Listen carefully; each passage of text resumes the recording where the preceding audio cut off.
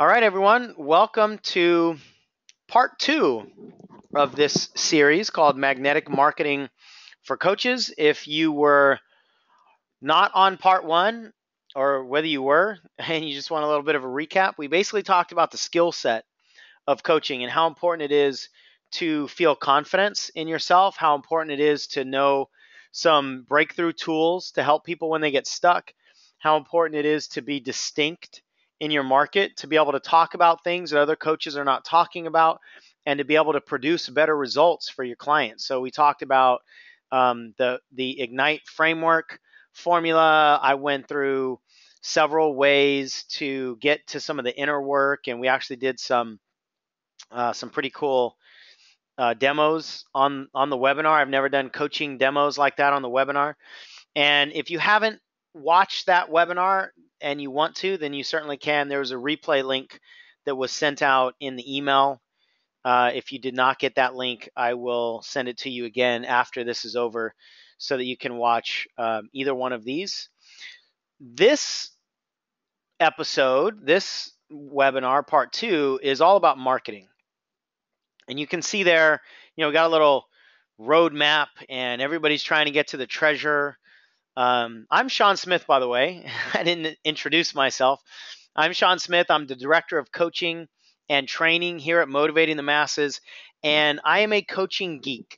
I have been coaching for over 10 years professionally, and before that, I was sort of coaching, even though I didn't realize I was coaching in just about everything that I've ever done. I'm a teacher at heart. I just love identifying where people are stuck. I love solving problems. I love learning about the human mind, human behavior, psychology, all of that stuff. So this is, how I'm fortunate enough to make a living now, is to be a coach. And I recently, several years ago, started to really get passionate about helping coaches build their business as well. I never thought I'd be any kind of coach's coach. It was born out of conversations that I was having with a lot of people that wanted to build their coaching business. And I just thought they were jumping ahead of themselves and they weren't doing it the right way. And I could see that they were leading themselves into probable failure because of the mistakes that I had made, right? So that's where I developed this passion of helping people build their coaching businesses. And whether you are brand new in coaching and you don't have any idea about what you want to talk about, who you want to teach, what you want to sell, or whether you have been in the coaching industry for a while and you now are interested in taking it to the next level, hopefully this will serve you. If you're already making like multiple six figures as a coach, this is going to be probably I don't know. I don't want to say boring. Maybe this can confirm certain things, but this is really designed for people that are relatively new in coaching. Whether you haven't started at all or you've started and you just want to get a lot better results than you've been getting. And when I took a look at what have I done in the whole coaching industry, what did I do to create the results that I created, and what are the big mistakes that I made, I developed this little map that you see in front of you here. And there's basically about 11 steps. And first of all, coaching cannot be taught. It cannot, you can't build a business in this one size fits all approach. These are the 11 steps at a certain level, but that doesn't mean that your journey won't have 12 steps, right?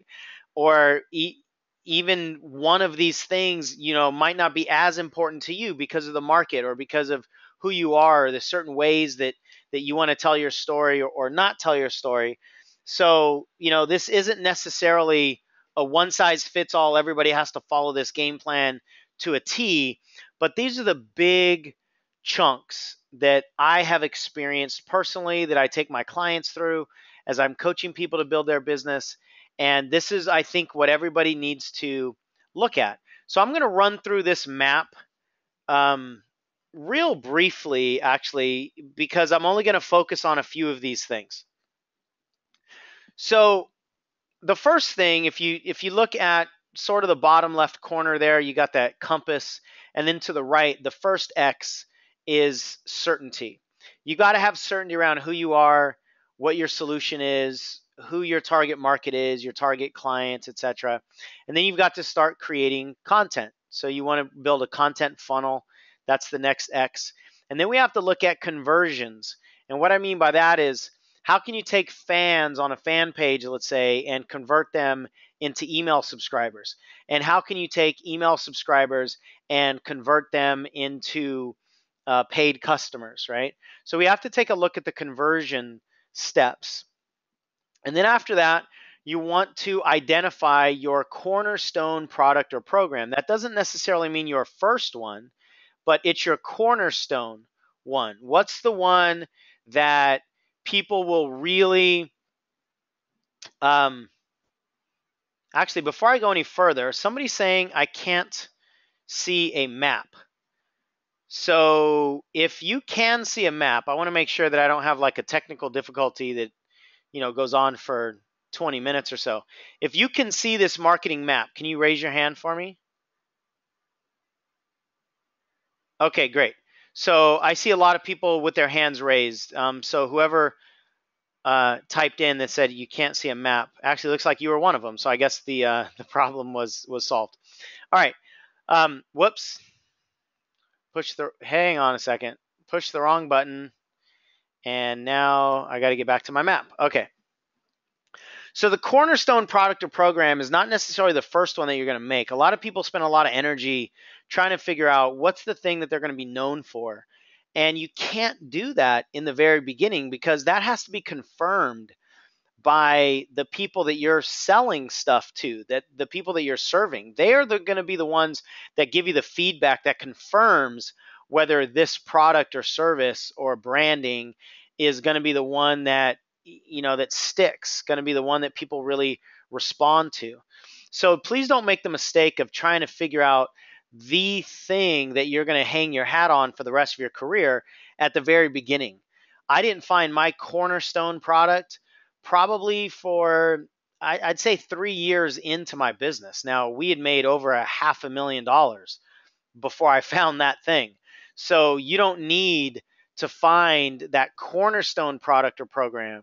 You need a product or a program, but don't spend too much time or energy on what's the thing that I'm going to be known for, because you're coming from the wrong perspective, right?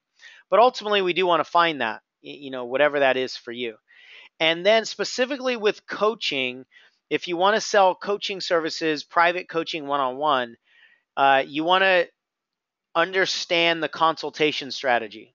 And that's where you get somebody on the phone one-on-one, and how do you give them a free session that converts them into clients?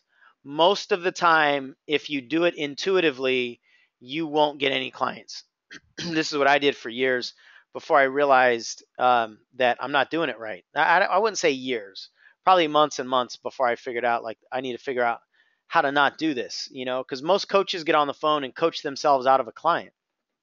And that doesn't serve you. It doesn't serve them to coach yourself out of a client. So you've really got to have the right strategy for converting people into paid clients, and not just, carelessly, haphazardly getting on the phone with people, saying things, and then at the end of the call, you kind of sheepishly say, hey, do you want to coach with me? And then you're scared when they ask you how much it costs and all that kind of stuff. There's got to be some intention and some strategy around it. So that's a big thing in the coaching world, especially if you're going to offer private coaching. And then we want to take a look at bigger campaign strategies. This is well after you've got clients, you've sold some programs. You want to take a look at creating bigger campaigns. And a campaign, it could be a product that you launch. It could be a movement that you want to create. It could be some kind of online community that you want to build. But once you get to a certain point in your business, you really want to focus most of your time on campaigns, individual campaigns, and put your energy and resources into those single campaigns. And then you can do another campaign later, and you can have multiple campaigns going at the same time, but each one of them has to be its own animal, right? And then once they can become what we call evergreen, where they can move on without you, then you can build another campaign. But that's a little bit more sophisticated marketing strategy. Then we want to take a look at your community exposure, whether that's your online community or offline community. How do you expand into bigger reaches? We want to look at consistently creating traffic for you. Where are you going to get the traffic? What are you going to offer them in the process? And how are you going to nurture that traffic as they come into your community, etc.? You want to constantly look at connecting with your tribe of people, engaging them, asking them how you can continue to serve them, asking them to create programs for you. You'd be amazed at what a tribe of people will do for you when you put the microphone in their face and ask them to share their voice, right? And you want to find ultimately what I call the clicking point. The clicking point is when everything just kind of works out. You know, you have the magic combination. You know who your target market is. You know what you're selling them. You know where to find them. You have the community exposure piece down. Like, it's the magic combination where all of this clicks. And when it clicks, you can basically create whatever kind of business that you want. You know, the coaching industry is one where it's ultimately incredibly fulfilling. It's exciting. You get to help people change their life in some way, and you can really make a ton of money. You know, let's be honest. It shouldn't be about the money only, in my opinion, but you can make a ton of money. You can create whatever kind of lifestyle you want, and it's a fantastic opportunity. But you have to do it right, you know. And I think too many people are coming into this industry and they're trying to jump ahead. They're trying to just jump right to the money. They want to make six figures. They want to do this big product launch. And most of the time, I would say 99% of the time, when you go out of order like that, you're going to derail the whole thing. And you're going to create scar tissue. You're going to create financial and emotional failures that are going to be very difficult to recover from. And that's the way most people experience this industry. And when you make those big, gigantic mistakes that you can't recover from, even if you go back later and learn the proper way to do it, for a lot of people, it's honestly, it's too late. You know, that scar tissue inside, they've internalized some of the failure, and it's just not easy to do it a second time if the first time you did it is the quote unquote wrong way. Now, at the same time, I'm not going to say there is a one size fits all. I already talked about that in terms of the details, but you've got to go in the proper order from a foundational standpoint, right?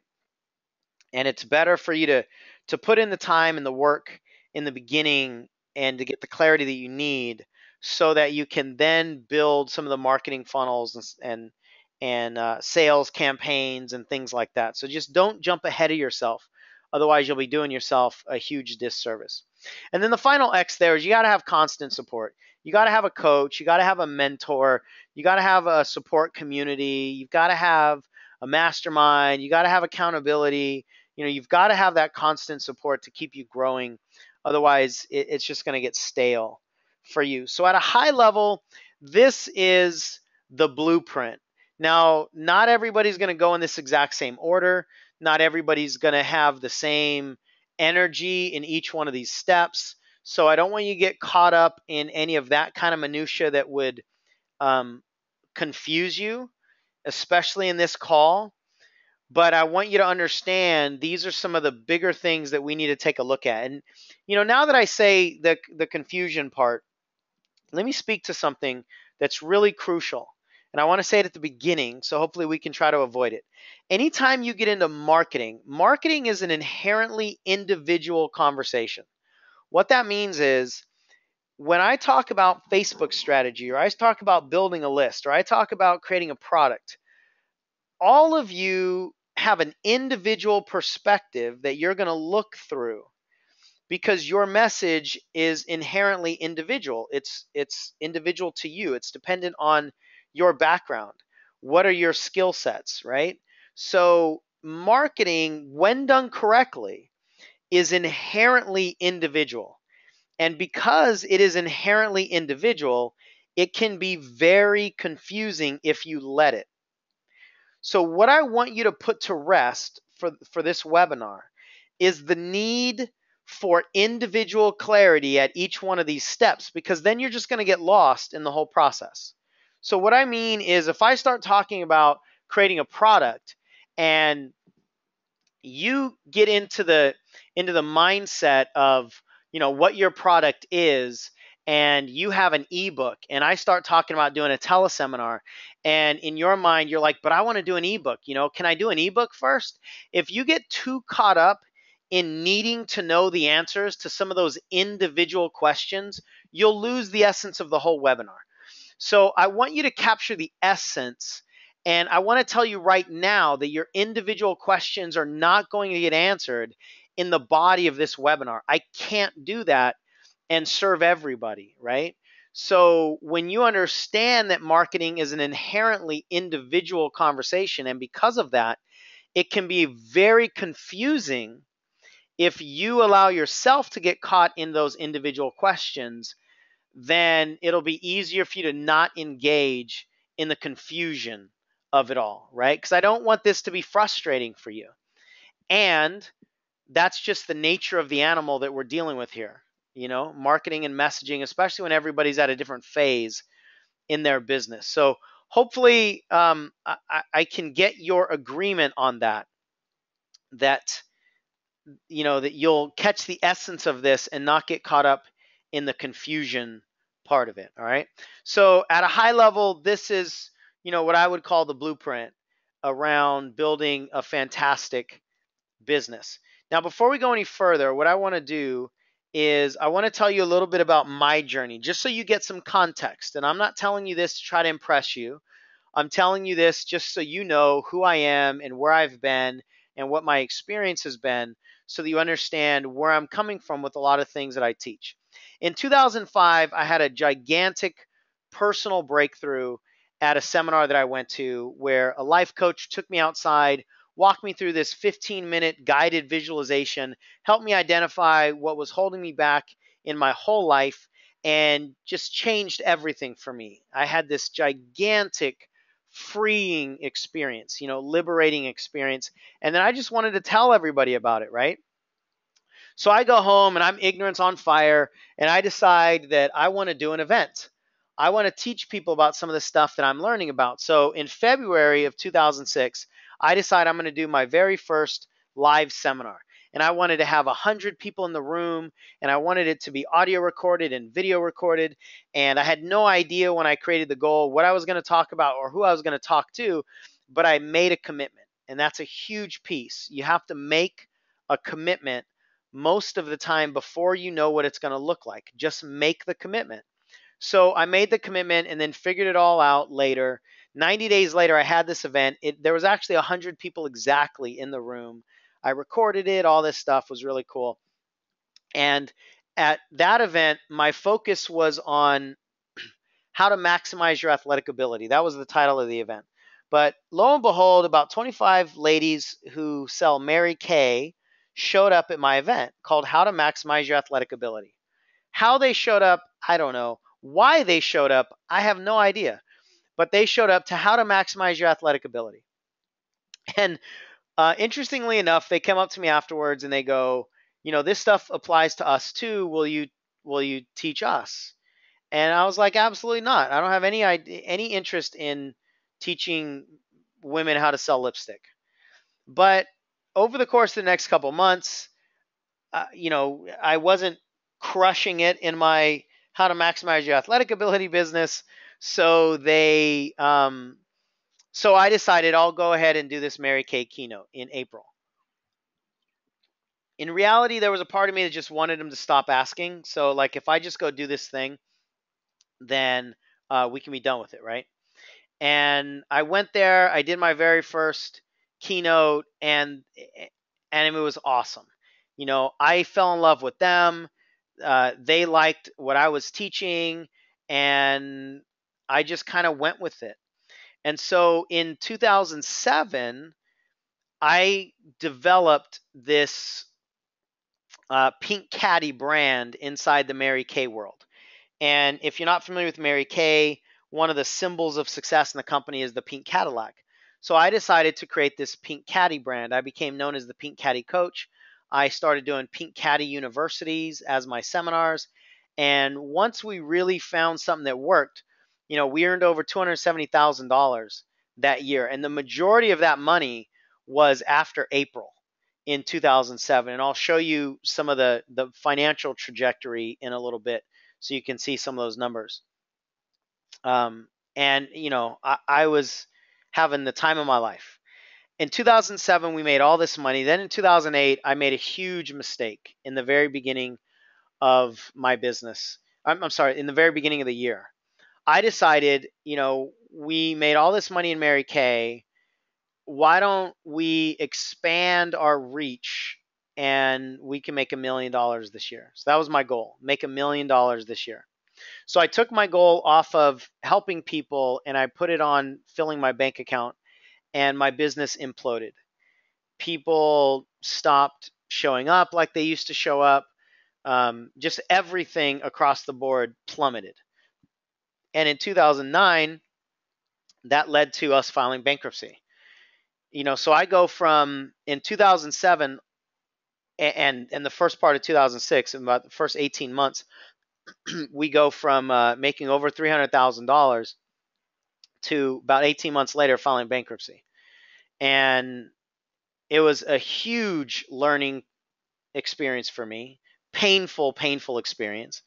There was a time when I went through Carl's Jr. drive-through and I couldn't pay the $9.72 that it cost to get my wife and I a couple, whatever their meals are called, right? They're not called Happy Meals, but whatever their meals are called, I couldn't pay for it.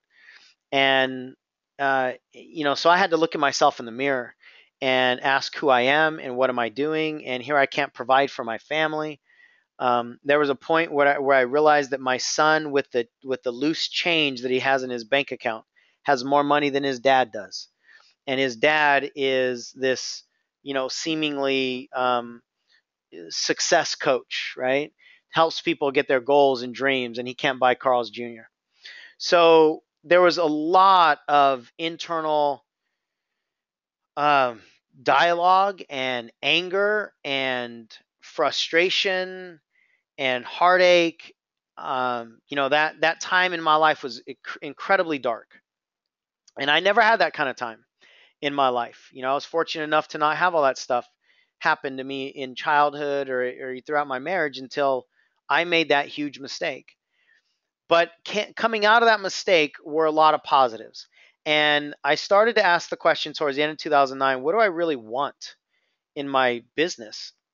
And one of the things that we did is we went back to what worked. We relaunched Pink Caddy brand, and I got lit up again with helping people, not with making money, but with helping people. So I reignited the spark inside my gut and tapped into my purpose, right? And then we put some marketing components to it, obviously, and we started to right the ship. In 2011, I don't remember what we did in 2010. In 2011, I think 2010 was probably around $200,000. We were heading back in the right direction. Bankruptcy in 2009, we made $140,000. So, it's not fun to file bankruptcy, but we still made $140K. Now, the reason I had to file bankruptcy is because while I was making $140K, I was spending $300K, because at that point, I wasn't financially smart. I wasn't business savvy. I wasn't wise as a CEO of a company. So I didn't understand how to make the finances work. I mean, we still brought in $140,000. And for most people, that's a gigantic sum of money. Well, for us, it was half what we needed just to break even, right? And then in 2010, we started to turn it around. One of the great upsides of the bankruptcy is they took all my credit away. And so now I had to be cash only. And when I didn't have, 3 credit cards with $80,000 limits on them like I did before my bankruptcy, then I had to be smarter in my business. And I had to pay more attention to the expenses, and I had to do things with the end in mind, knowing that I couldn't just try anything and just put on a credit card. And if it fails, no big deal. Just throw it on, throw it on top of the other $450,000 I have in debt. Like I won't even notice it. That's how I was operating for a long time in my business. But now I had to pay attention to the expenses. I had to make sure that things were profitable. I had to pay employees more responsibly. I had to start paying ourselves, So once we became cash only, we became a healthy business. And in 2011, we made $240,000 revenue, but we kept a heck of a lot more than we did when we made, over $300,000 in our first 18 months. And then we started doing things a lot better, started getting more strategic. The next year we made $30,000 more. The next year we increased by $50,000. In 2014, we crossed the $500,000 mark. And I'm really proud of that because of the way we did it, because I created leverage. I created a lot of systems. I had employees. I had, I still do have over, I think, 10 or 11 coaches that coach for me. So I was building a business that didn't require me anymore. And I was really proud of what I had created. And all of that could only have been done because of the bankruptcy, because of the biggest mistakes, right? So 2008 and 2009 is when I became a really good business coach. It took me the next 5 years to actually build my business the way I wanted it to, but it was the lessons that I learned in the pain that helped me help other people avoid those mistakes. And then in 2015, Lisa Nichols and Motivating the Masses came by and they said, "We want to buy you." And I had never even considered that. I never built my business to sell it to anybody. But when they told me, what they have going on and how they want to acquire our company, but still, work the company. It's not like they want to dissolve it. They just want me to do what I've been doing on a bigger level. Then, they pretty much made me one of those classic, offers I couldn't refuse. And so that's how I became the director of coaching and training for Motivating the Masses. But it was really because of this journey of mine that built a business that was an acquirable business. 2 years ago, they couldn't have bought my business because I didn't have any systems to buy. I didn't have any predictable growth or any of that sort of stuff. So I share all of that with you, again, not to impress you with the numbers. I'm very real with numbers because I think a lot of people don't have a transparent relationship with money. So I want to have an open talk about money, not to scare you, not to impress you, not to do anything other than let's talk about what's real, right? And so these are real numbers. I could, I could show you the bank statements for all of these things. I'm not in any way, cooking the books or expanding, rounding up on any of that kind of stuff like I've seen a lot of people do. I mean, those are the real numbers. And my goal is to share with you what's going to help you just do your work and avoid these mistakes so that when you are telling your story, you don't have a 2009 on your timeline. I don't want that to be your story. I want to teach you the lessons of bankruptcy, but let it be my bankruptcy, right? Not your bankruptcy. I don't want you to have to go through the challenges in order to learn the lessons. So that's why I'm open and honest and transparent in these numbers and in everything that I do, because I just really want you to get something that's going to help you out, right? Okay, so let's break this down. This whole idea of building a multiple six-figure coaching business. In the coaching industry, I'm building a brand called the 300K Coach, right? The 300K Blueprint, the 300K. There's something else that I'm forgetting in the moment, but and that's because my story is in our first 18 months we made over $300,000 in the life coaching industry. And so that's what I share with people. What did we do? But I want to simplify it, right? I want to simplify it for you. So the basic stages of building a multiple six-figure coaching business is these three things. You got messaging, you've got marketing, and then you've got multiplying. Now, inside of each of these stages, obviously, there's a bunch of stuff, that's more detailed, and I don't want to make it sound so elementary that that I do you a disservice by making it sound easy. I want it to be simple, but don't for a second think that I'm telling you it's going to be easy. You've got to roll your sleeves up. You've got to put in the work. It amazes me how many people want to become a coach just because it sounds really cool and I think I'd be really good at it. And I tell my friends and family what to do anyway all the time. So why don't I get paid for this, this bossiness that I have? And let me just go be a coach. And can you teach me how to make, $400,000 as a coach? I'm obviously exaggerating a little bit, but not much.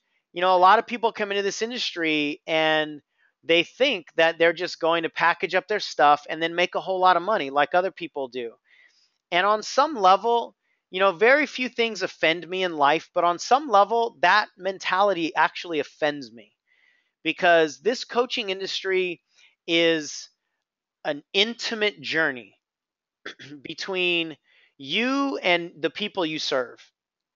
And you better be in it for the right reasons. Otherwise, I don't want to have any part of it. I can't help you. If you're the kind of person that just wants to do what one of my mentors told me is just make as much money as you can and work at the least amount possible. And if that's your mentality, that's fine. I'm not going to judge you for that mentality, but I can't help you because that's not how I operate. And if you don't come into this industry willing to roll your sleeves up, willing to put in years of work, willing to put in hours and hours, willing to stay up 20 hours a day at times because, it's what needs to be done, willing to go through the challenges, willing to study the people that you want to serve. If you're not willing to put in that kind of work at the foundational level, then I don't think it's going to work for you. I don't think this industry is for you. And I'm definitely not the mentor for you. But if you are willing to do that, then you can create a fulfilling business that pays you a lot of money in the process, right? But you've got to be willing to do the foundational work. So these are the three basic stages. On this webinar, I'm not going to give you what a lot of people want. And so I don't want to be like a buzzkill, but I need to be real with you, right? What a lot of people want is, give me the marketing strategy that can make me $100,000. I have this product. How can I go sell, 50,000 copies of this product? What's the quickest way to making the money, right? What should I do online so that I can do a big launch on Facebook like I saw these other people do, and I want a six-figure launch as well. If you come seeking those kinds of real fast results, then I will be a disappointment to you. This webinar will be a disappointment to you because very, very rarely do you ever hear of those stories. I don't know of a single one, actually. Everybody's trying to be that overnight success, yet I've never heard of it. Jack Canfield, one of my good friends and mentors, Chicken Soup for the Soul 20 some years ago, just went gangbusters and they sold, I think now they've sold over 500 million books.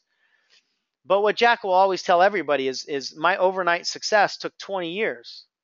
Lisa Nichols, my new colleague and boss, she'll tell the same thing. Her career exploded when she was in the movie The Secret in 2006, I believe is when it came out. 2007 is when it really hit big time, I think. But she had been in business for 10 years. So her overnight success that landed her on Oprah Winfrey and, just brought her all over the world was 10 years in the making. And everybody that I know of has a backstory, and yet most people want to forego the backstory. Most people just want to get right to the fun part, right to the big money part, and you can't do that. If you have that mentality, success will always elude you. Now, here's the good news. If you're in it for the long haul and you're in it for the service, for the journey, for the fulfillment, the money will come to you a lot faster than if you're in it to make the money, right? So there's this dual conversation that I have around money. Number one, of course, it's important, and I want to help you monetize your business, but you can't be too desperate around creating the money. Just because you quit your job, or you want to stop doing what what's paying the bills right now, and so can I just really quickly just make this money? That kind of desperation in a creative industry like coaching is going to crush you, right? And when you're in it for the long haul, the money happens faster. So that's kind of the counterintuitive great news, right? Do it for the right reason and the money will knock you down. So I just want to share a couple points with you, some I would call these little mini clicking points for me. Little areas in my business that really made tremendous impact. And all of this is focused on my first 18 months as a coach. So you can see the first month there is June 2006. And the numbers might be a little small if your window is small. You might have to enlarge it a little bit if you can. But the very first month in coaching where we started making money was June in 2006. And then everything that I want to show you over these next few slides is up until the end of 2007, really November 2007. That's the 18-month period right there. And you can actually see the money that we made on the screen, $302,333.20. That's coming straight out of my one shopping cart account. And that's actually only the online dollars that we made, because there were more money, people paid in checks or cash. They would buy things at events and stuff like that that didn't go through the system. But online, this is what I can show you that's that's real and verifiable. In September 2006, I started to do Google advertising. And that's where I took my message online, started to create much more traffic and build a following online. And we jumped up, between 300 and 400% immediately. And then we pretty much maintained that for the next several months because I got into Google advertising. So once you get into online marketing, it's really powerful. And then the next big jump is in January of 2007 when I decided to stop just keynoting for other people's conferences and events, and I decided to do my own events. That's when I started doing, in the Mary Kay world, Pink Caddy University. And my first one, I think, was in February in Lubbock, Texas, if I remember correctly. And once I did that, I controlled my sales a lot more, and I started making more money. So immediately, you could see we doubled our income just after that one event that I controlled, and then another couple months of pretty much that same amount. And then you can see a gigantic leap forward a couple months later when I decided to offer high ticket private coaching. At that time, I was selling a 6-month one-on-one coaching program with weekly coaching calls for $2,500 for 6 months.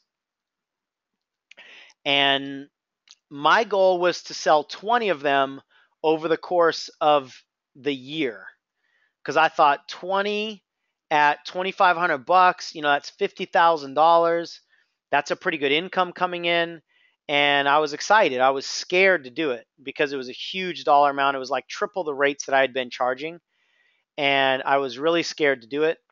But what I found was as soon as I started offering the high ticket private coaching, if I remember correctly, my schedule was full. Actually, I think I talk about this in the very next one. So, all right, let me go back a slide. I started offering higher ticket private coaching, and that was, so I misspoke earlier. That was not the $2,500 one. That was probably, if I remember, I'd say about $1,000. I think I was selling coaching for over a 2 or 3 month period of time, and I was also selling like individual sessions where people didn't need to commit to a full year or half a year or whatever. It was just monthly. But it was the first time that I started to sell more higher ticket private coaching with me, right? And so our income jumped up. And then this next piece is where we started to go into another stratosphere, really.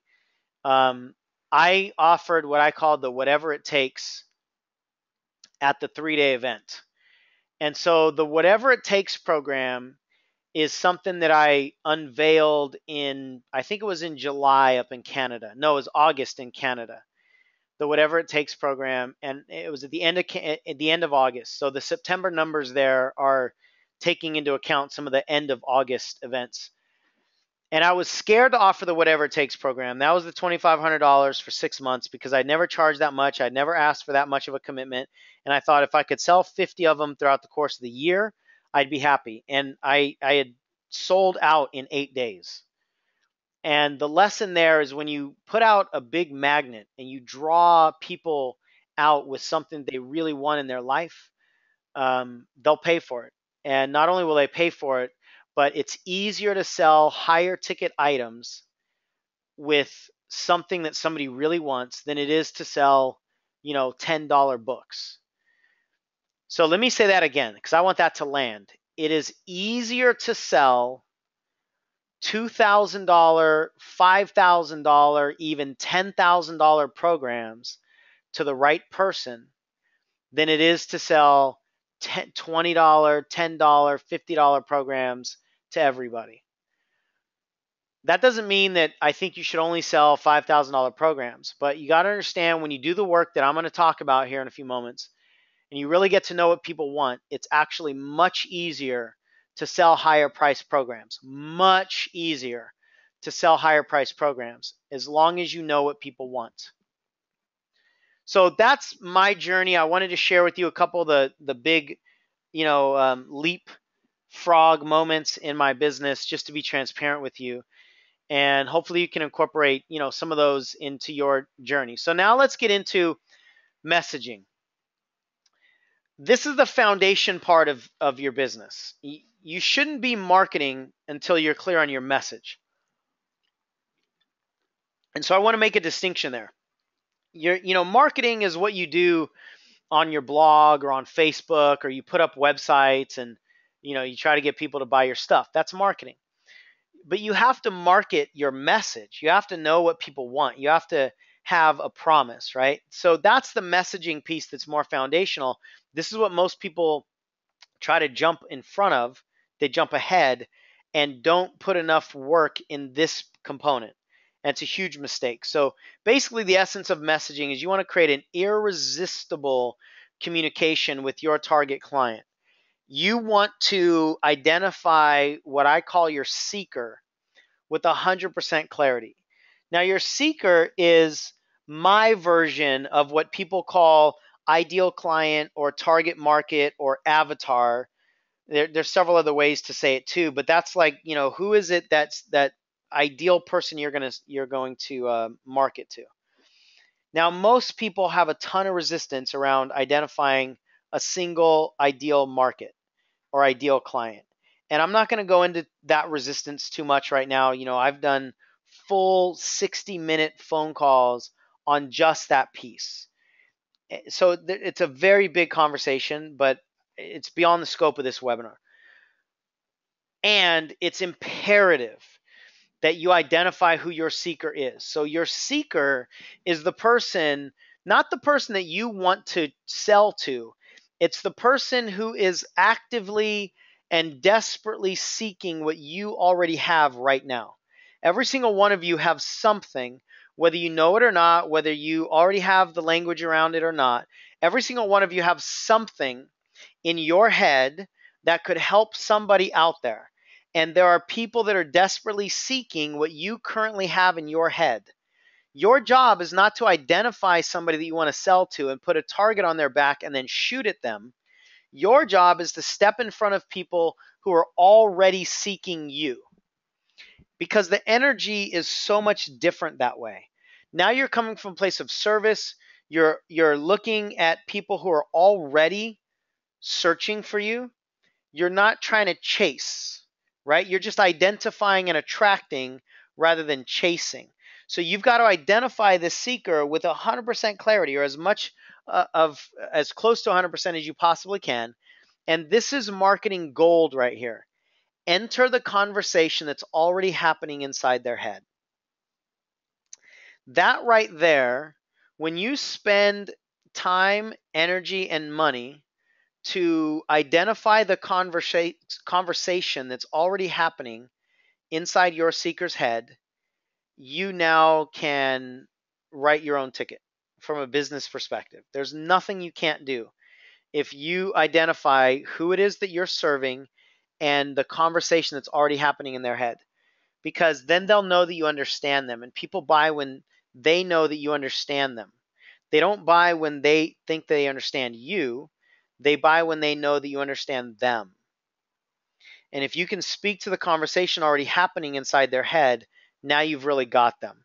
So I want to give you a little bit of a pre-frame to this marketing piece or messaging piece, really from a mindset perspective, so you understand what we're doing. And everything you hear on the rest of this webinar and think about in your business is going through that perspective, right? And really your biggest asset, your most valuable asset in your business is your seeker's internal conversation. That is your biggest asset, the internal conversation of your seeker. When you identify that, everything else becomes relatively easy. Everything else is simple. Most people don't spend any amount of time trying to identify the conversation that's going on in their seeker's mind. They're doing everything else. They're trying to learn how to work on Facebook. They're trying to learn how to price their programs. They're trying to learn how to put up a sales page or how to do teleseminars or how to do webinars. They're trying to learn all the how-to stuff that is meaningless unless you know the internal conversation of your seeker. So that's what I want you to spend your time and energy on, is identifying that mindset inside, and then inside your individual seeker, and then serve one person at a time. Now, every single one of you can help more than one person. I get it. I know it. So can I.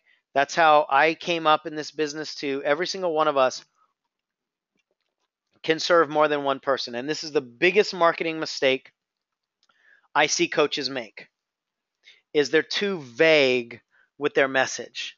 I can help housewives. I can help kids who want to go to college. I can help people in their marriage. I can help people lose weight. Like, I have the gold that can help anybody solve any problem in their life. Okay, that's awesome.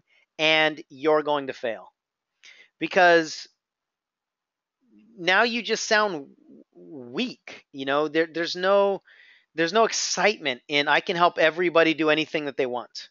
There's no excitement in that.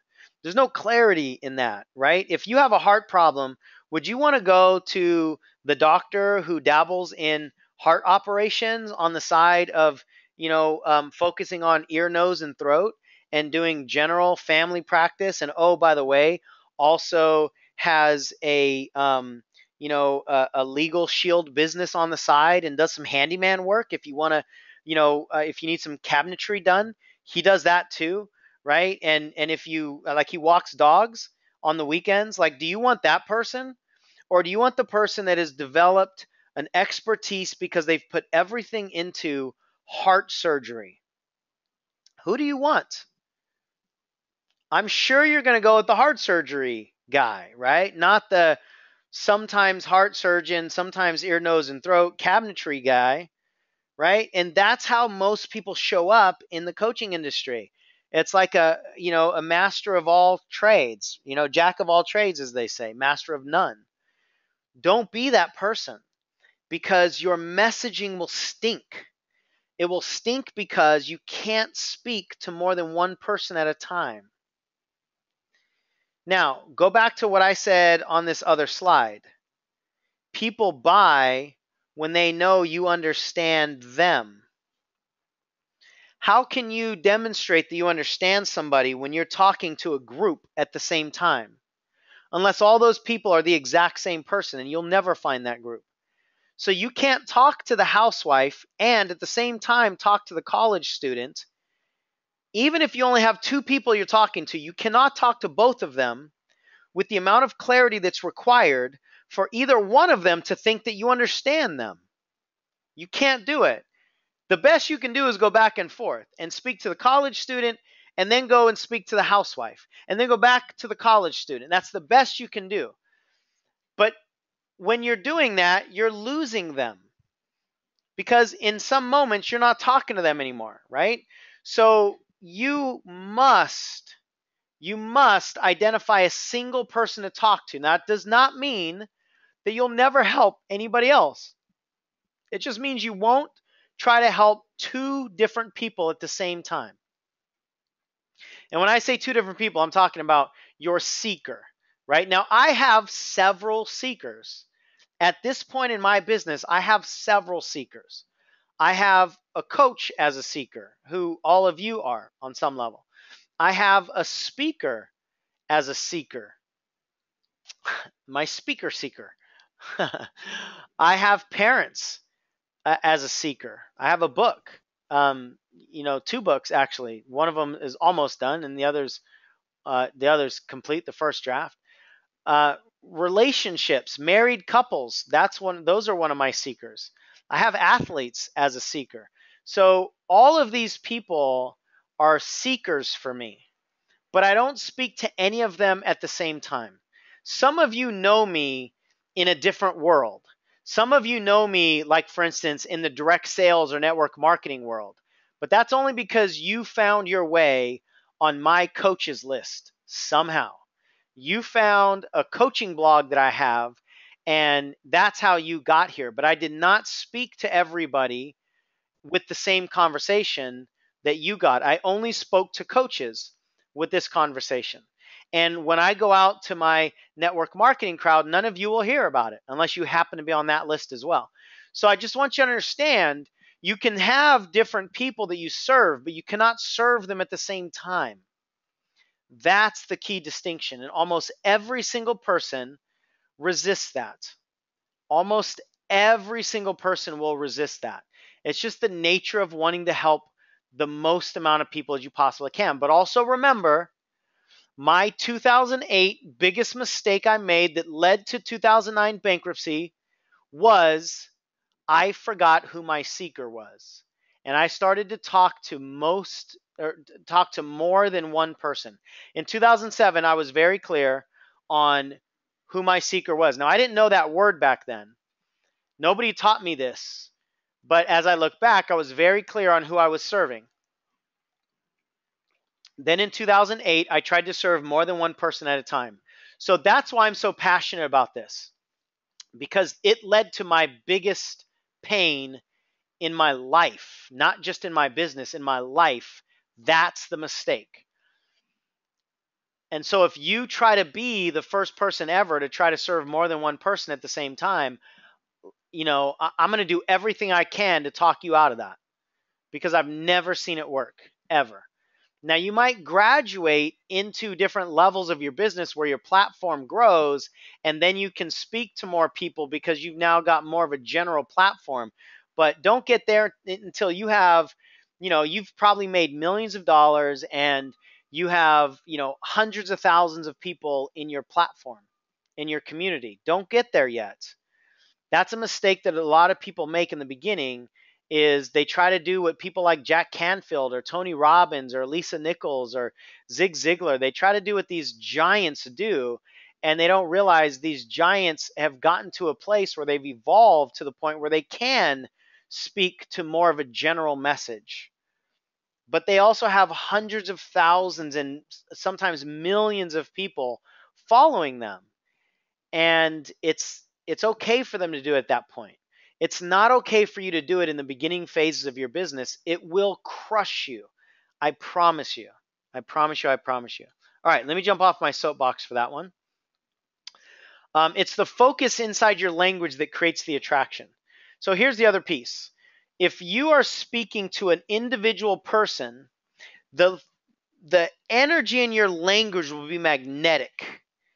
Because when you're speaking to an individual person, there's focus in your words. The magnetic energy in your language will actually attract other people besides the ones that you're talking to.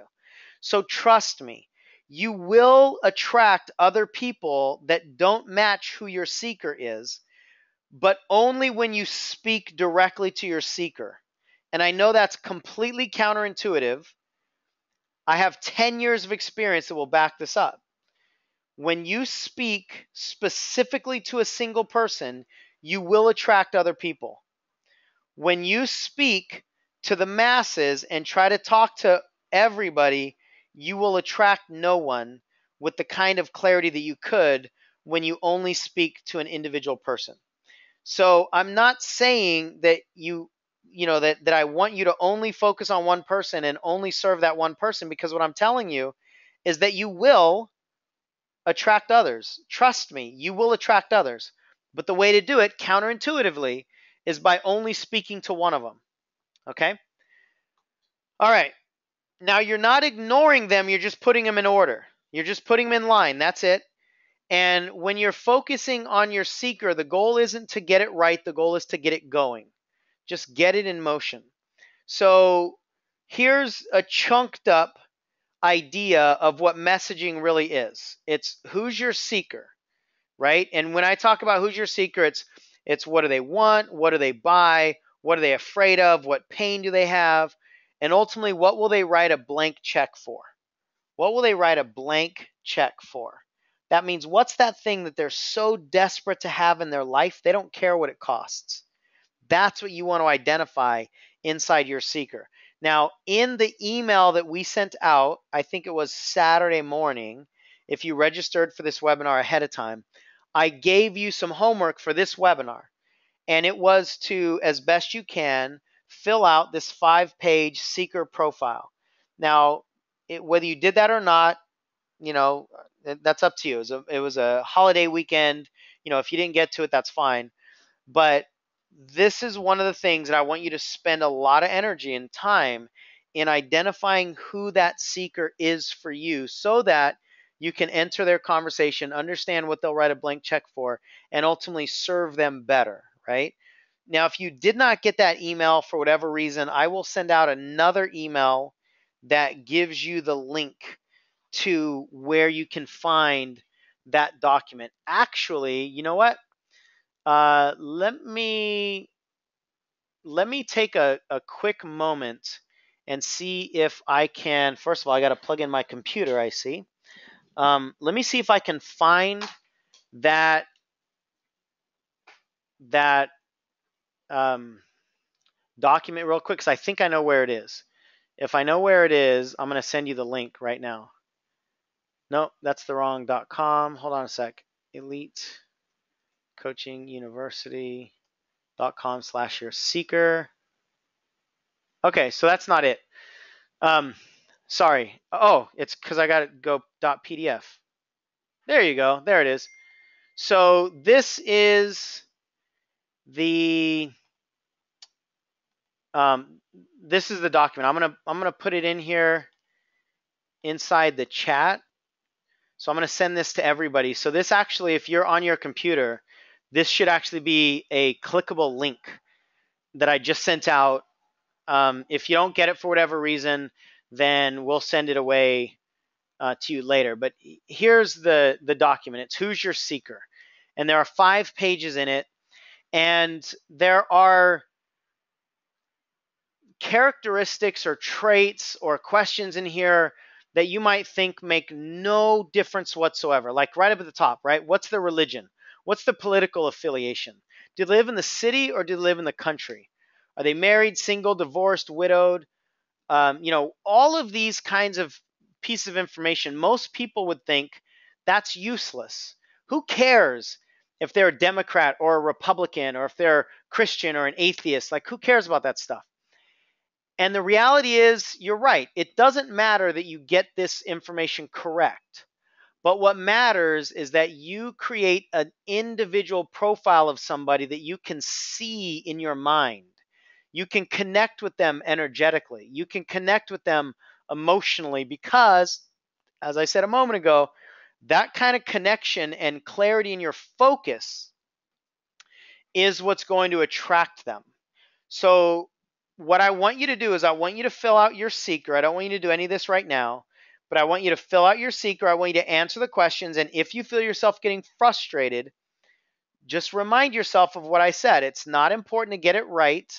It's just important to get it going. And I would rather you say, my seeker is a 38-year-old single mother of 2 who's a Democrat, but she hardly ever votes. She's a Christian, but she hardly ever goes to church. She is newly divorced for the second time.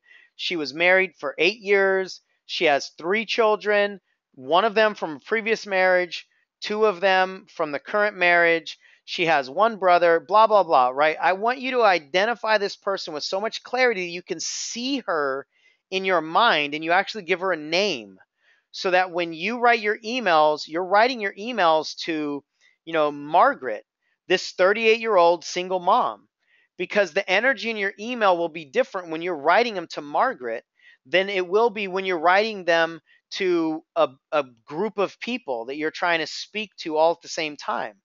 When you're writing your blog entries, when you're writing your Facebook posts, you're looking for Margaret.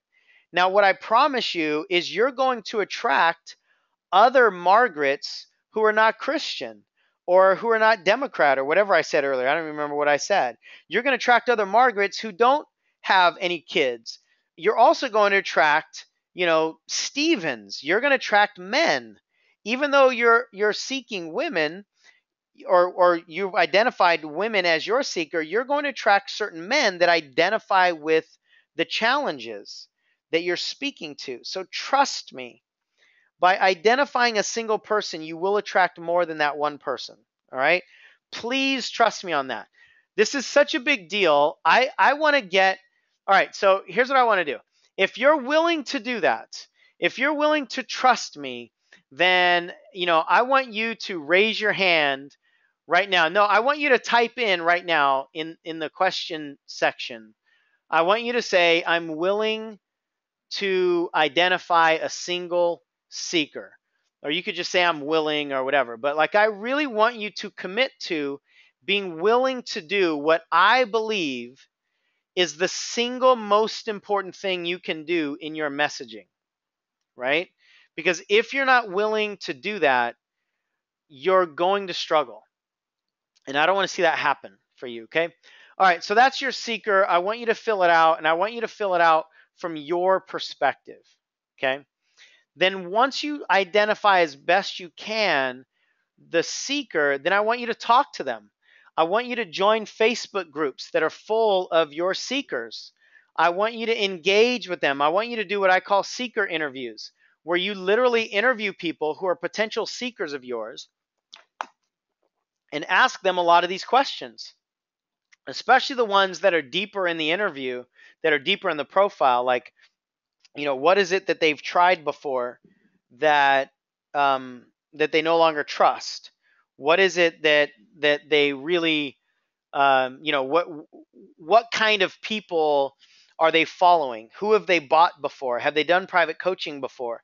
Right? You want to get into their past behaviors really in depth so that you understand what they're afraid of. You understand what they want. You understand who they no longer trust. You understand what they've tried before that has worked and what they haven't yet tried before. Like, you've got to do that kind of market research in depth. And the best way to do it is literally talking to them, not thinking what you believe the answers are, but literally talking to them. So I want you to conduct some seeker interviews. And that's where you just reach out to people and go, hey, I'm starting a business. Or you can say, I'm really looking to identify a certain person, or I'm wanting to create some products and programs, but I really want to do some market research interviews, and I'd love to talk to people just like you. I know you're single with kids, so would you allow me to interview you for 15 minutes and just pick your brain about a few things? It'd really mean a lot to me. Ask them. You'll be surprised at how many people will say yes without needing anything else. People just want to help. If you feel like you need to offer them something in return, great, do it. But don't think that you need to. I want you to ask without needing to promise them anything in return. And for some of you, that's just going to be an exercise in learning that people will actually help you. That there doesn't have to be some reciprocal, promise. They'll actually help you because they like you and they just want to help. You'd be surprised at how many people would donate their time just to help you in your mission, right? So I want you to conduct some of these seeker interviews, and I want you to listen to their language. I want you to pay attention to the energy, pay attention to their emotion, pay attention to the words they say over and over and over again, because that is gold, right? Because what are you doing right now? You're entering the conversation in their head by asking curious questions. Now, treat them well. I do suggest you do offer them something. Even if it's at the end, offer them, if it's appropriate, offer them, to do an interview for them, or to just serve them in any way that you can. I think you should offer that, but I don't think you need to offer it in the very beginning just to teach yourself a lesson that people will help, right? But you are diving into their mindset, their perspective, and entering their conversation. Like I said earlier, that's the most valuable thing that you have in your business, right? So give it the energy that it deserves. So just a recap here on marketing. We've been talking about seekers. On marketing, this is basically what we're doing. We want to find out, where is your seeker? Now, so I say recap, but this is kind of heading into the second phase as well. So once you identify who your seeker is, you want to find out where they are. Where is your seeker? Find out what they want and give it to them. I mean, it really truly is that simple, you guys. That doesn't mean it's easy, but it's that simple. Who are you here to serve? Where are they? What do they want? Give it to them. Most people don't spend enough time on those top two things. And really, I should have put the fourth one in there, but I dove into that much deeper. Who is your seeker, first of all? But then, where are they? What do they want? How can you give it to them? That's marketing right there. And it's so much easier than trying to create programs that you want to sell, trying to come up with titles that you think are cool and sexy.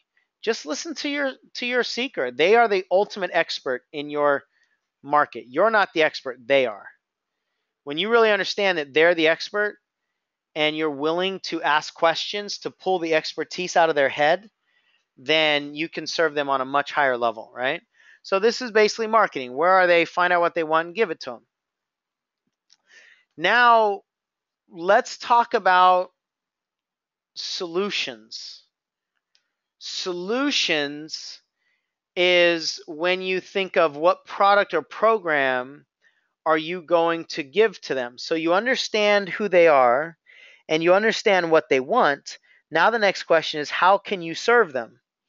How can you take them along that journey from wherever they are right now to whatever it is they want, right? So what's your solution? And here's a way that you can pretty easily brainstorm your solution. You just think about, if you have somebody in the situation that you were in and they want to go to this other place, like, so, you go from point A to point B. If they're at point A, what would you teach them that they need to learn, or they need to implement, or they need to do in order to get them to point B? So what are the big steps in that journey? So you might look back and go, well, they need to do, a purpose exercise, so they know who they are and they find their purpose on the planet. Or they need to do an exploratory, journaling process, or they need to do this one particular exercise, whatever it is. What are the big steps that people need to take to go from point A to point B, wherever they are and wherever they ultimately want to go? What are the big steps? And then, what are the mile markers along those steps? So let's say one of the big steps is getting clear on your purpose. Well, the mile marker could be writing the rough draft of your purpose and putting it up on your mirror, in the bathroom, so that you see it every day. Another mile marker could be to do a blog entry on your purpose. Another mile marker could be to share your purpose with, at least 10 people in your life. So you've got these little mini steps that are important inside the big step of identifying, somebody's purpose, right? So it's kind of like, a bullet and then a sub bullet. And then you've got even more extensions around that when you think of what are the exercises that should have a question mark after it. What are the exercises that you can have somebody do in order to fulfill those mile markers, in order to fulfill the big steps, right? So in my little example of the purpose, right? Maybe the exercise or the milestone is to write your purpose statement, post it on the mirror. Well, the exercise could be to complete this purpose exercise. Like when I teach purpose, I always teach it out of Jack Canfield's Success Principles book. So the exercise is to do that exact process from Jack's material. Or maybe the exercise is, could be a mirror exercise where they actually do something and talk themselves in the mirror, something like that. So that's the actual what to do that will lead to the outcomes that will lead to the big steps, right? So this is how you just kind of work backwards and create what I call a content skeleton. You work backwards and say, this is what I want to teach, and these are the sub steps to get there, and these are the exercises that people need to take. And when you break it down like this, what you'll have is you'll have a library of content to teach. You'll have what develops into a framework of your signature program or your signature pathway, right? How to get somebody from here to there. Well, you now have a framework for that. You now have kind of a system or a step-by-step process because you just teased it out this way, right? So it's a very simple exercise, although a lot of people struggle when they try to do it on their own. But it's a very simple exercise that all of a sudden gives you all this content. And then for those of you that are blogging or you want to create a blog, you just go into that content skeleton and you've literally got dozens of ideas of what you want to write about. You've got dozens of ideas of what you can create a video on, right? You just got so much material when you tease it all out into this content skeleton. And then you can really start to take off. You can, this is where you can do teleseminar programs on your material. You can sell a group coaching program, on these 7 steps or 3 steps or whatever it is. This is where you're really ready to take a much bigger leap in your business. But you got to have some kind of framework and you've got to have some languaging around all of that stuff, right?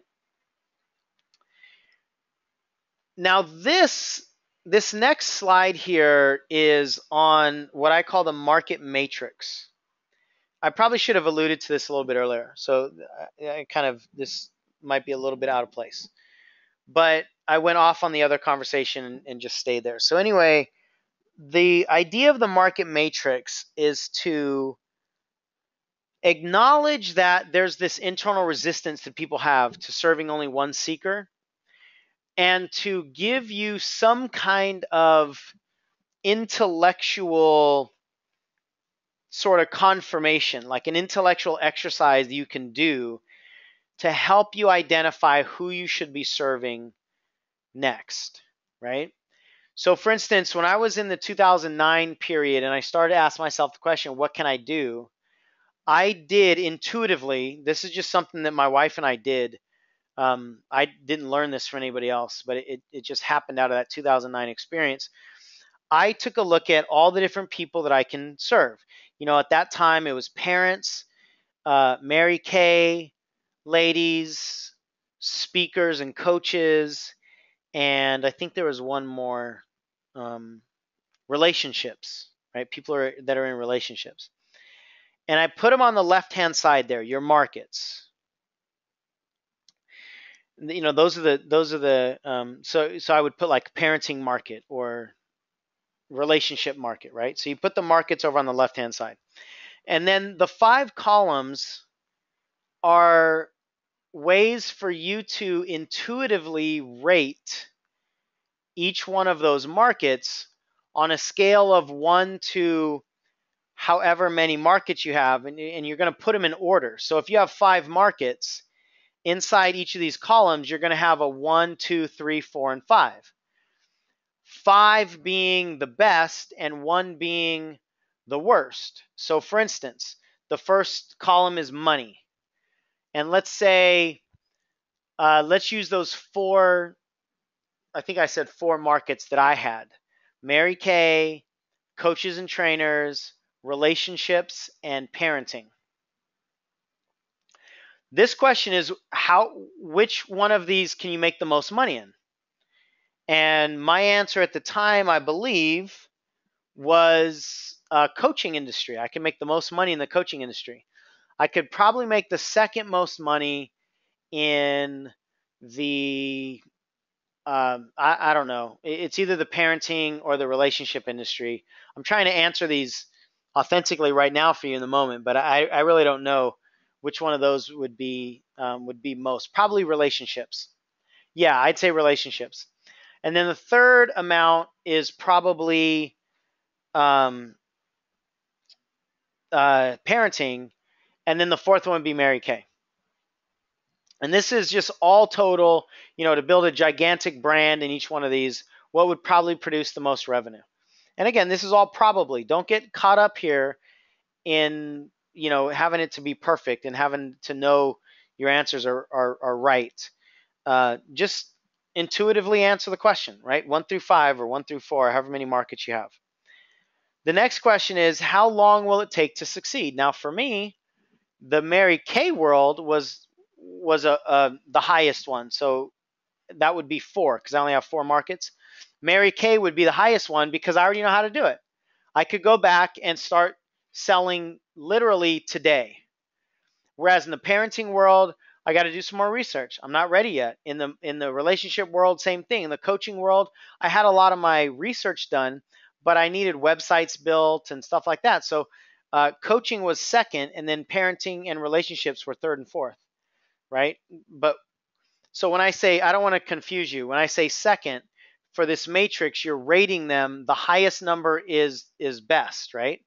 So first was Mary Kay, and that's why I gave it a number of 4. Second was coaching. That's why I would have given it a number of 3. So hopefully you understand. If none of this is making sense to you, then just figure it out and do your own system of doing the numbers, and that's okay too, like whatever system you have. But that's the way I did it, right? The higher numbers are best. Confidence and knowledge. How much confidence and knowledge do you have for that particular market? Like right now, could you do a teleseminar on it because you have the experience, or do you need more research, right? The next column is passion. How much passion do you have for that market? Which market are you most passionate toward? And then the final one is ease/lifestyle. So like, will that market cause you to be on the road 200 days a year? Will it cause you to be doing teleseminars, 4 nights a week? Or will it give you that leverage where you can take trips to the beach and vacations if you want? What's the lifestyle that it has the potential to give you? So then when you rate all of your markets, one of them will score higher than the others, and I suggest you start with that one. I'm not saying it's imperative you start with that one, but that's what I suggest because all the other things are lining up for you. So there's a better chance that you can do this quicker, you can make more money with it, you don't have to do a whole lot of research because you already know your stuff, you've got a lot of passion around it, and it's got a pretty decent lifestyle. So whichever one scores the highest for you is where I would suggest you start. If there's a reason that you skip that one and do one of the other ones, that's fine. Just make it intentional. But this will give you a way to add sort of this tangible, measurable, intellectual component to the idea of serving an individual seeker. Let's see, I had a couple questions here. One question says, is getting the one source more important than creating the content skeleton? With one source, I'm not sure what you're referring to. If you're referring to this market matrix, I didn't see when the question came in. So if you could clarify that for me, Ivan, I'd appreciate it. I'm not sure if you're talking about the one source of the marketing matrix or the one source of traffic, or just getting clear on the one source being like your seeker, whatever that is. But I'll answer the question. Okay, the clicking point. Got it. So I'm glad you asked this question because I'm going to answer it from two different perspectives. So the clicking point is going to come later than what I'm talking about here. The clicking point is when you really, things start to click. You start to sell, more, and you've identified the market, you know what they want, and it all just lines up. So the clicking point is going to come later. Now, the market matrix should probably, actually, I think I'm gonna change what I was gonna say originally. The market matrix should probably come first before you do your content skeleton, even though I talked about content skeleton first. The market matrix should probably come first because once you get clear on the market that you're going after, then it's easier to do the content skeleton, right? Because now you have some more clarity on who it is that you're wanting to refer to. I'm not going to say 100% that's the order that it has to go in, because there are certain people that are just kind of exceptions based on where they are in their life. Or right now, it might be easier for you to just do the content skeleton and then later on to look at who can you serve with that information, because maybe right now you don't even really know who your seekers are.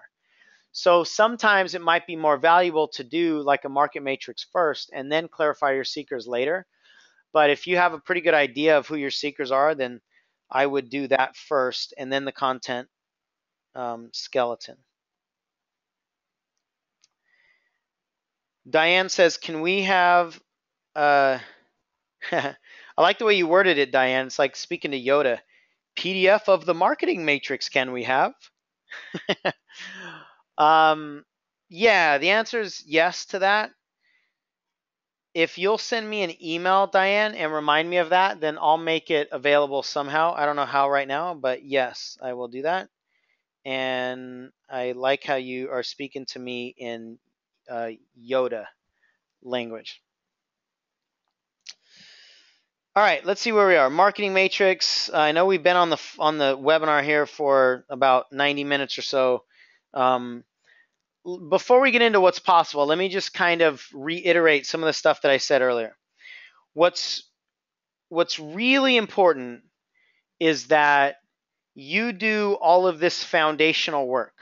So I'm actually going to stop the content around messaging and marketing, because if you haven't done this work, then marketing anything beyond this point is basically it's dangerous. Actually, it's kind of a lost cause, and it's dangerous. And I say dangerous because if you try to market yourself before you have clarity and confidence around who you're talking to and what you're selling, what your message is, then you could really hit some big time resistance, and you could create some scar tissue around, failure, because you tried to do this, or maybe you put a bunch of money into a Facebook ad or something and it didn't work.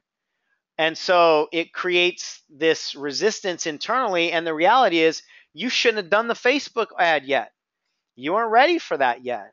You weren't clear on your message. You weren't clear on who your seeker is, right? And before you do an ad, you better be very clear who it is that you're advertising to. So I want you to put in the time to do this foundational work. And this is not the sexy stuff, but it can lead you to the sexy stuff. And that's why I said earlier, I don't want to be like a buzzkill for you guys, but I have an obligation to share with you what I believe to be the most important piece, not necessarily what some of you might want to hear. Because if you do it out of order, it's dangerous.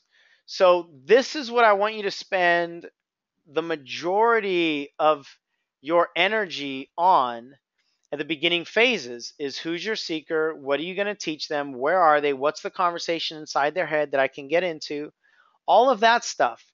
And if you spend the time on this kind of foundational work, then when you do get to the marketing piece, it's so much easier. because you have to know what you're marketing. You have to know what message you're going to take to the marketplace, right? So I want you to have crystal clarity around what it is that you're going to start marketing. All right, so before we end, I want to tell you about a program that we're offering. And the program that we're offering is going to be a way to really support you in this whole coaching journey. And it's going to be a combination of part one of the webinar, which is all about, skill set as a coach. And then this part of the webinar, which is around marketing your message, because you need both of those pieces, right? That's why I titled this series Magnetic Marketing. You need the magnetic stuff so that you can market. You need the confidence and clarity so that you can market. You need to have the certainty around who your seeker is so that you can market.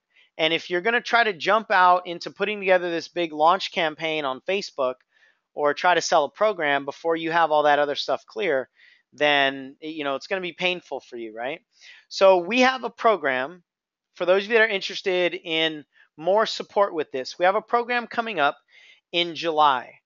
And I'll tell you a little bit more about the program, but I want to just share with you a couple, what's possible in this business in general. And I already alluded to this a little bit earlier. You can have this lucrative, fulfilling business. You can create your own schedule. You can charge as much as you want. You can make a big, huge impact on the world as long as you do it the right way. As long as you avoid some of those mistakes. Kelly Robbins is somebody that's been through our program, and she really talked about the confidence, the fulfillment part, right? Like the confidence that she has now in helping people get clear on their purpose and seeing their aha moments, right? And hearing their self-talk switch, and I like what she says at the bottom. She likes seeing the transformation in people's eyes, and it's just been amazing. And she says, I'm completely addicted. And Kelly is absolutely addicted to this whole thing called coaching. And when you do this work, you can make a lot of money. Pooja is one of my clients from India, and she said she doubled her income, I'd say pretty immediately. She's one of the most successful coaches out in India, actually. And she started speaking in front of a bunch of people and so forth. But what she really liked is just the personal effect it had on her. She said she's a better wife, a better mom, a better daughter, and she has the time to go out and really live life. Tackle some of her fears like bungee jumping and skydiving and all this kind of stuff. But it's really the journey that lights her up. But at the same time, we can make some money. Obviously, you saw some of the numbers that we did in our business, etc. And what coaches really need is what most coaches are missing. Like the very thing that most coaches need is the thing that most coaches are missing. They need confidence. They need certainty in the results. They need the tools and the exercises. They need a framework to follow. They need marketing understanding. They need coaching mastery. They need support in creating funnels. They need people to take a look at their titles and, give them ideas. And they just need that path illuminated for most coaches, because coaches are not salespeople. Most coaches just want to serve the world. They just want to, give their gifts to the people who need it, right? And that kind of energy is not really conducive to going out and creating a big, multi six-figure sales and marketing campaign. It's a different skill set than what most coaches have. So we need that marketing side as well. So what we're doing at Motivating the Masses is the first time that Motivating the Masses has ever offered a certification program. And people have been asking Lisa and the whole team for a long time for a framework and for some certification around just how to coach, how to do this work. And so this is what I've been doing for several years now, is I've been certifying coaches in the whole coaching process and have been giving them some of the marketing components and that curriculum as well, based on my experience, a lot of things that I was already talking about.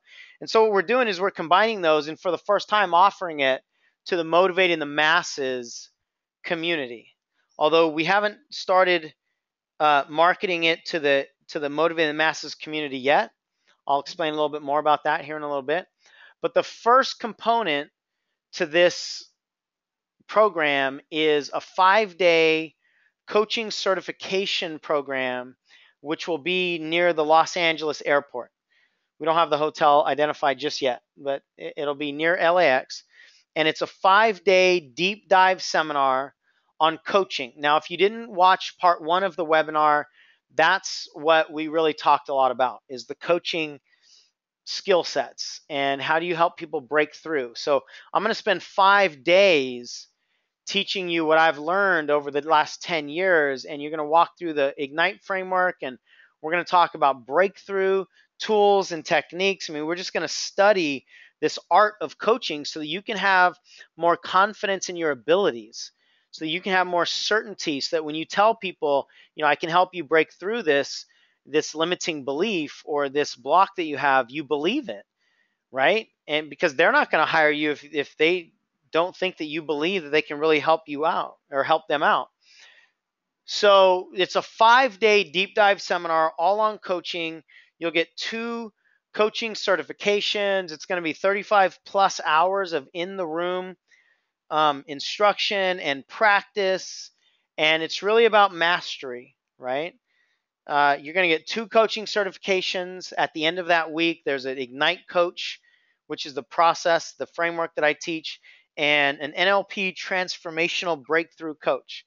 You're going to be able to really do some serious work in the world by being able to help people get rid of guilt and shame and fears and limiting beliefs like I'm not good enough, and set their goals better and heal relationships and heal their own pain in the past, and just really get people moving and out of the way from their dreams, at a big chunked up level. That's what we're focused on, right? And that's what we're providing people.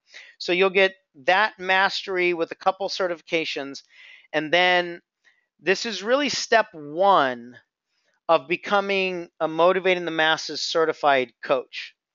So what I mean by that is what we're going to be offering is the opportunity actually to not just get certified by Motivating the Masses, but become one of our coaches.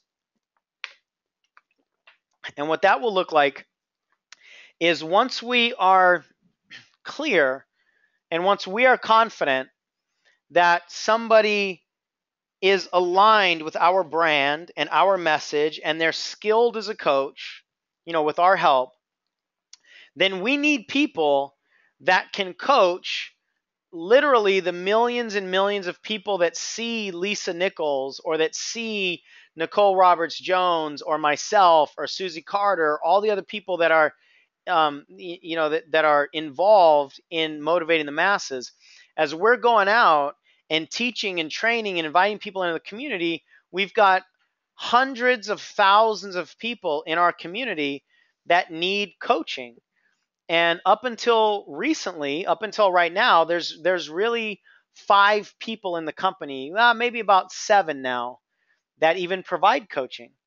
So what we're going to do is we're going to create an army of transformational coaches so that when we bring all these people into the community, we can serve them more than what we can do currently. We just don't have the bandwidth. We don't have the strength in numbers to serve the amount of people that are asking to be served in this community, inside Motivating the Masses, and specifically Lisa Nichols, right? So what we're doing is we're going to certify coaches and then make sure they're in alignment with our brand and make sure that we are there to mentor them in the process of becoming a coach. And I'm not going to go too deep into the whole process, but what we're doing is we're going to certify people and bring them into our community to be one of our coaches, to where we will actually sell a coaching program and then deliver it to our coaches. So our coaches don't have to do sales and marketing. They just have to coach the people. We have the infrastructure to do that. We just don't have enough coaches, right? So we're going to certify a chunk of people. Now, this is the very first stage, Motivating the Masses has a platform of over 36 million people that are touched by the message on Facebook, on TV, online, live events. There's over 36 million people who are touched by the Motivating the Masses platform.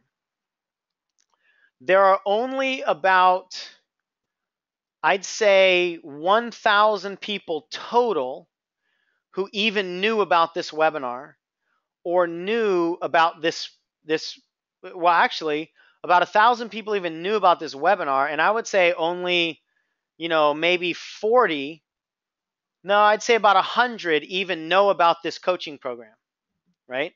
And we're not going to scale it up until phase 2 or possibly phase 3. So right now what we're doing is we're doing basically kind of like a beta version of this first onboarding process for Motivating the Masses. Now, I've been doing this for a while, but Motivating the Masses has never brought anybody in and certified coaches the way we're going to do it. So this is like a beta version.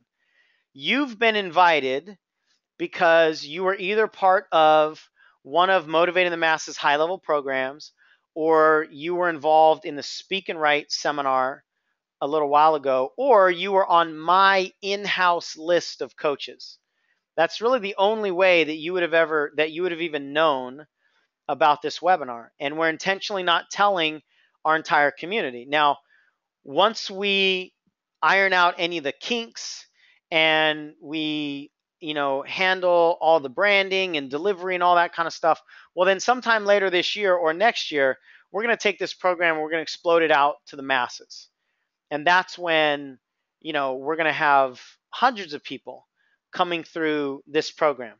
Right now, this first program is going to be limited to about 20 people. And currently there are 7 slots left. And what this program is what I'm talking about right here. This certification program is the 5-day course. Now, if you do the 5-day course, that doesn't mean that Motivating the Masses is going to start sending you clients.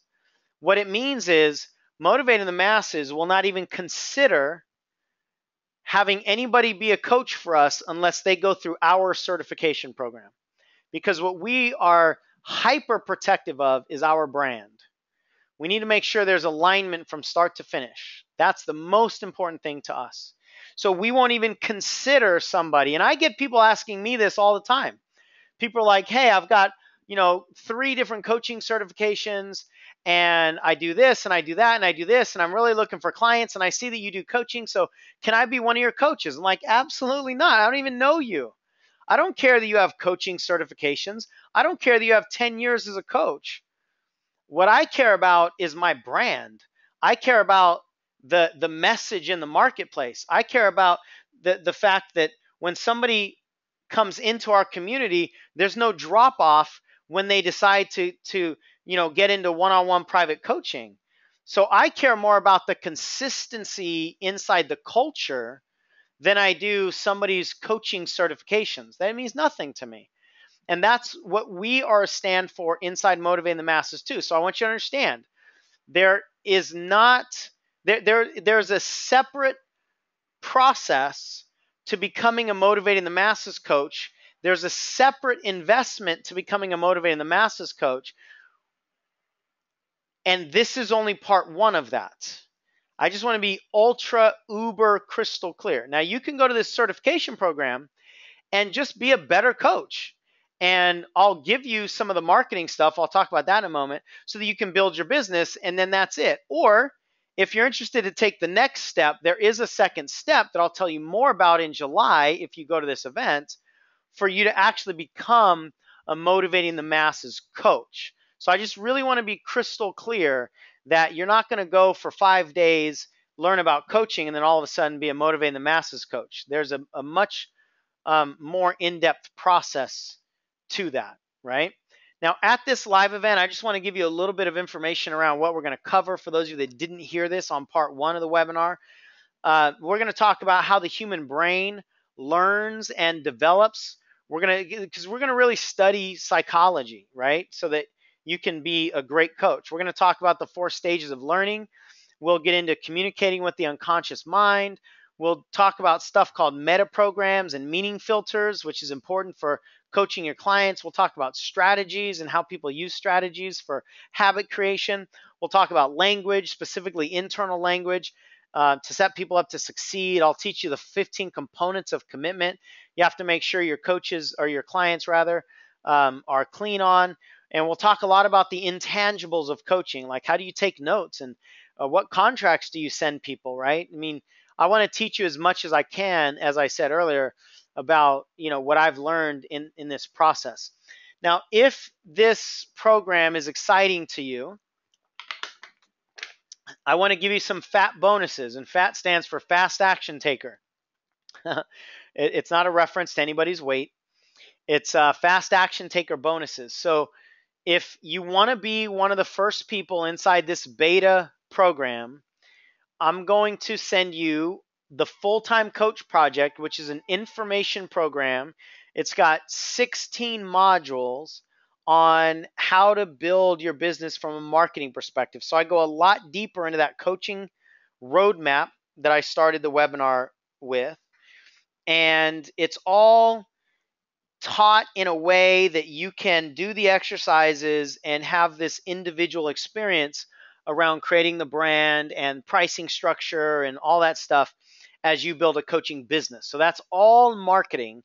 And the premise of it is, how can you become a full-time coach and create multiple six figures of revenue? So you'll get the Full-Time Coach Project, and that's ready for you basically now. I say basically because there's still a virus issue that we've been dealing with on the website. So we have to clean that up, and then you'll be able to get that immediately. But it should be, within a few days. So you're going to get the marketing component to building your business. Now, I'm also going to create a product called the Six-Figure Launch Blueprint. I did a six-figure launch in it took start to finish about 2.5 months. The launch itself was about 6 weeks. And we generated over $100,000 in my Mary Kay niche, actually.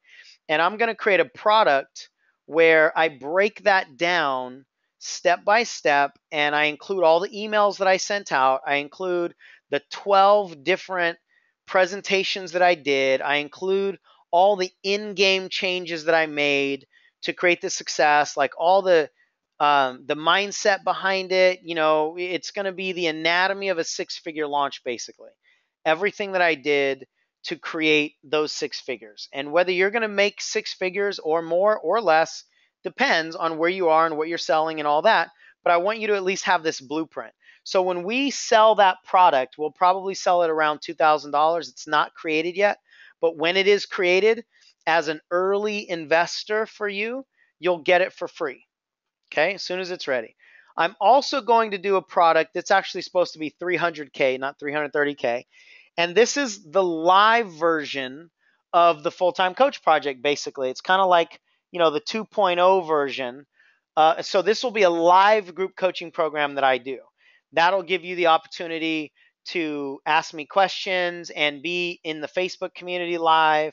And I'll teach you some of the stuff that I didn't know a couple years ago, when I did the Full-Time Coach Project. So you'll have a free ticket to that program. And our internal conversations are saying that we'll sell that program for probably around $2,500 just for coaches to build their business. But you'll get that for free as well.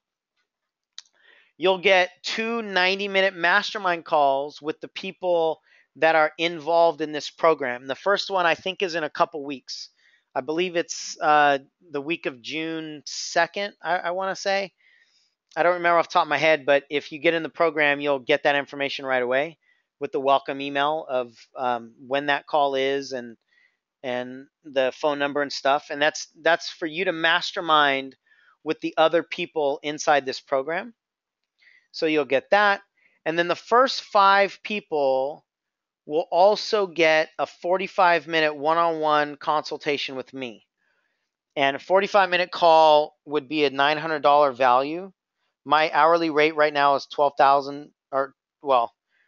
program is $12,500 for 10 sessions. So the hourly rate is $1,250. So it basically works out to be around $900 value for a 45-minute one-on-one call with me, and we can do that call immediately, when my schedule allows, or we can wait till you're deeper into the program and do that call later on to wherever you're going to get the most value from it. So those are the bonuses. All said and done, you add them all up, it's over $7,000 of bonuses. And the investment options for this program, when we sell it, again, the internal conversations inside our company is we'll probably turn this into about a $10,000 program. I think it'll go much higher than that within the first couple years because of what we're going to deliver and just who we are as a company and how we roll. So that's probably what we're going to raise the price to. This internal beta launch is half that. So it's $4,995. That's for the 5-day certification program and all of those bonuses around how to market your business that I alluded to. It's not to become a motivating the masses coach. That's a separate phase. It's a separate investment. It's a guaranteed investment. So any money that you invest, you're going to get it all back. We guarantee it. But I just want you to be crystal clear. This is phase 1 of the certification portion, right? So that's paid in full, $49.95. If you need a pay plan, you can do a pay plan of $16.95 times 3. Those payments are 21 days apart. And here's why. You have to have the program or the balance paid in full before the program starts. And as of right now, the program is less than 2 months away, right? We start on July 13th. So that's less than 2 months away, which means we need to contract the monthly payments a little bit so that it can be paid in full when you show up in the room on July 13th, if this is something that you want to do. And in order to sign up for this, if this is intriguing to you and you've got that lump in your throat knowing that this is your next step, then the website there is elitecoachinguniversity.com/ECCP. elitecoachinguniversity/ECCP. And that'll take you to the registration page of this program, and you can jump in and grab some of those bonuses, etc. Now, several people have asked, and a couple people are asking right now about the dates of that certification program. If you can't make that date of July 13th through the 17th, you can still join at this price up until, I'll say up until, till we start that program. No, I'm not going to say that. I'm going to say you can join at this price for the next, I don't know, I didn't even think about this before. Let's say for the next 30 days. You can still join at this price, okay? And if you can't make that initial certification program in July the 13th through the 17th, you can go to the next one. Now, I don't have the dates of the next one. If I had to guess, I think it'll probably be in January. There's a small possibility that we'll make a push to get it closer, towards the end of the year in maybe November or December, but I don't think that will happen. I would say January, probably February at the latest. Now, if I have my way and if things go our way, we will not be offering that program at $5,000. If we, I can't promise what the price will be, but I can tell you what my intention is right now. But what I can promise is that you have the opportunity to invest at this lower amount, even if you can't make that first program. And that way you'll be able to, to lock in that spot and then attend the other program when you can. Okay. So we'll give it a 30-day deadline on that. Let's see. Somebody says, is there a possibility to meet around New York in the beginning of September? Or someone you may advise to meet? I'm not sure exactly what you're referring to. If you're talking about like doing one of these certification programs out there, I don't foresee that happening anytime soon. It'd be nice to have this brand expand to the point where we're doing it all over the country, but I don't see that. If you're talking about an individual meeting, um, I don't I don't foresee us being in New York in September. I know we'll be in Atlanta towards the end of September or early October, but give me a little bit more clarification on what you're talking about, whether you're talking about like an individual person or an event like this. And then I'll try to answer your question. Yeah, individual. Um, I don't know exactly where I'll be in September. I don't currently have any plans to go to New York. So we'd have to just try to stay connected, and you'd have to tell me a little bit more about what is it that you're wanting. So go ahead and email me, Sean, SEAN, at motivatingthemasses.com, and tell me a little bit more about what you're wanting, and we can take it from there.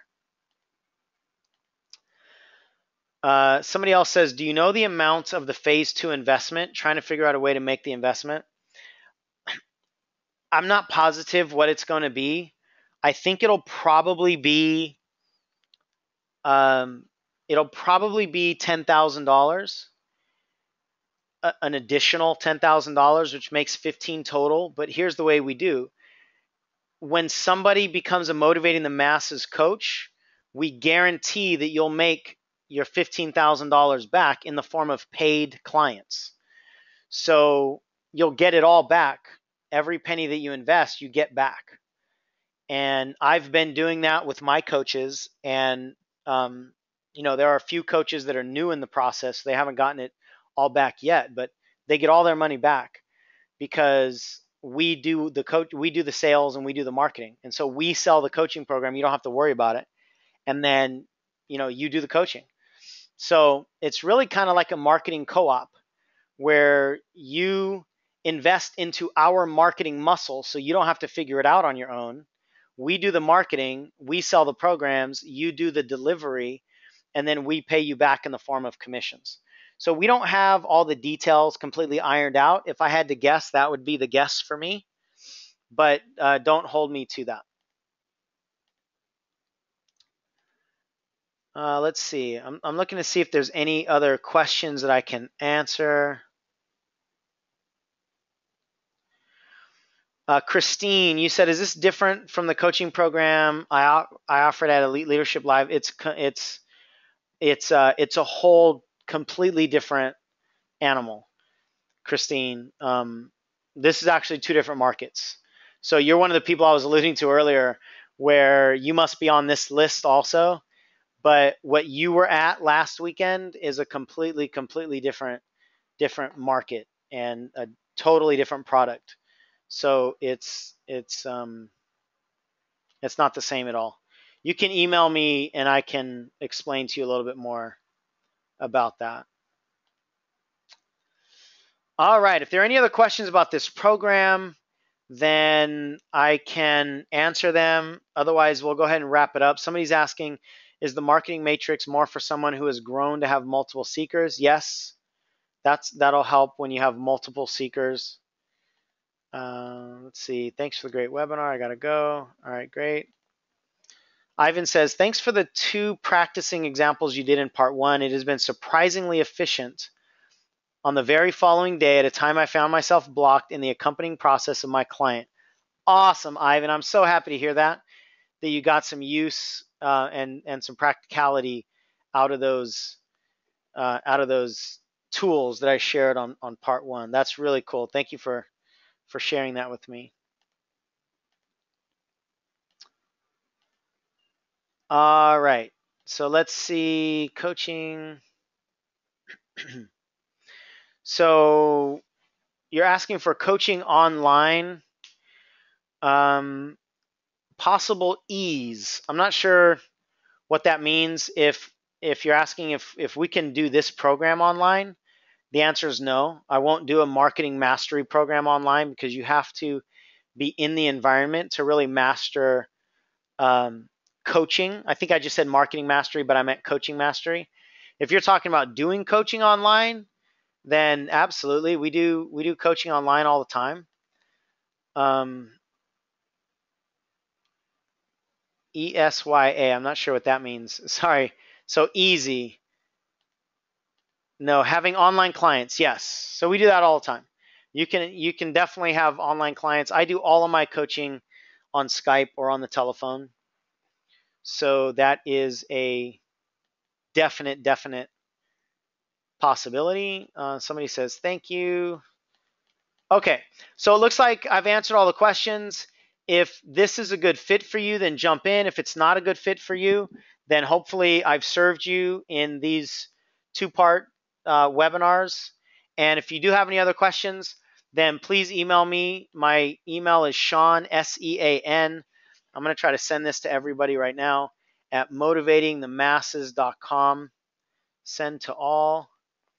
So definitely email me if you have any questions. If there's any other way I can serve you, and I would love to, to see you inside the program. If this is speaking to you and it's a step that you want to make, email me and let me know that you jumped in so I can personally welcome you and congratulate you. And hopefully you're in the first 5 and we can get that first coaching call set up with me. So take care, everyone.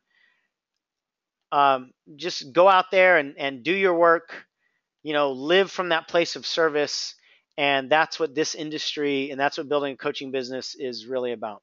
So with that, I'll sign off. I wish you all the best and we'll talk to you all soon.